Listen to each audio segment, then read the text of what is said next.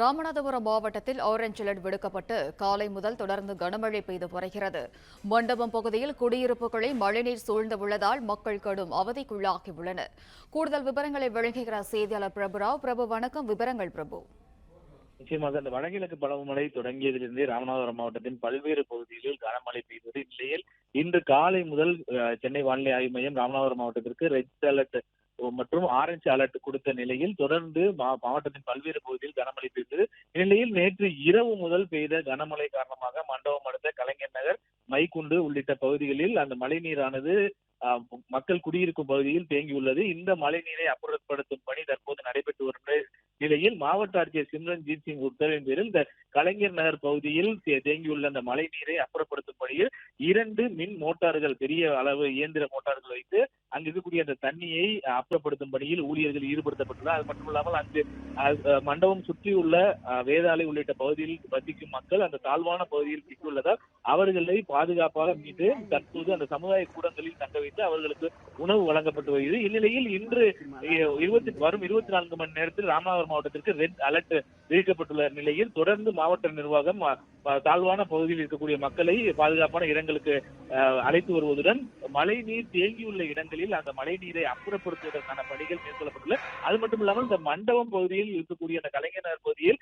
அந்த மழை நீரானது கழிவுநீருடன் சேர்ந்து குடியிருப்பவர்கள் சுற்றி தேங்கியுள்ளதால் அதனையும் அப்புறப்படுத்திவிட்டு அந்த பகுதியில் சுகாதார சீர்கேடு எதுவும் ஏற்படாமல் இருப்பதற்கான பணிகளையும் மாவட்ட ஆட்சியர் முடுக்கிவிட்டுள்ளார். தொடர்ச்சியாக பாம்பன் பகுதியிலும் இன்று காலை முதல் தொடர்ந்து விட்டு மழை பெய்து வருகிறது. குறிப்பாக முந்தல் முனை பகுதியில் மழை நீரானது தேங்கி அந்த பகுதியில் இருக்கக்கூடிய மீனவர் குடிசை பகுதியில் தற்போது அந்த மழை நீரானது தேங்கி இருந்தது.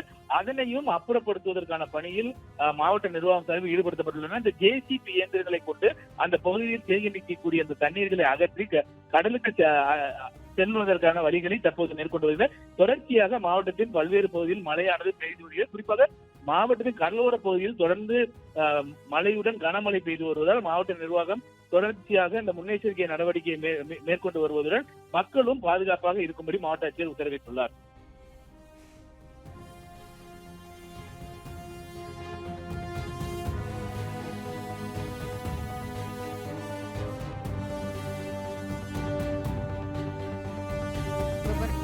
விவரங்களுக்கு நன்றி பிரபு.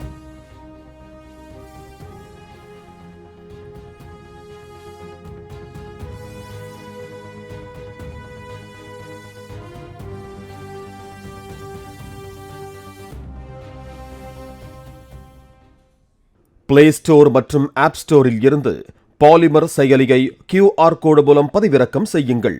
செய்திகளை உடனுக்குடன் பெறுங்கள்.